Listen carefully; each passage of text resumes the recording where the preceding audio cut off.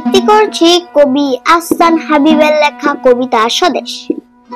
এই যে নদী, নদীর জোয়ার, নৌকা সারি সারি, একলা বসে আপন মনে বসে নদীর ধারে।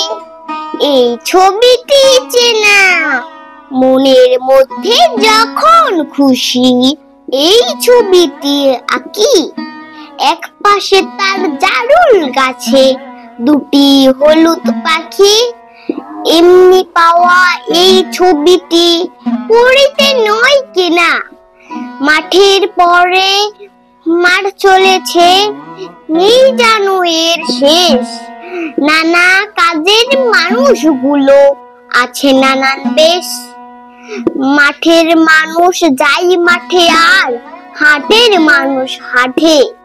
দেখে দেখে একটি ছেলে সারাটা দিন কাটে। এই ছেলেটির মুখ সারা দেশের সব ছেলেদের মুখেতে টুকটুক। একে তুমি ভাই প্রশ্ন করি যখন, ভালোবাসার শিল্পী আমি, বলবে হেসে তখন। এই যে ছবি এমনি আঁকা, ছবির মতো দেশ। দেশের মাটি, দেশের মানুষ।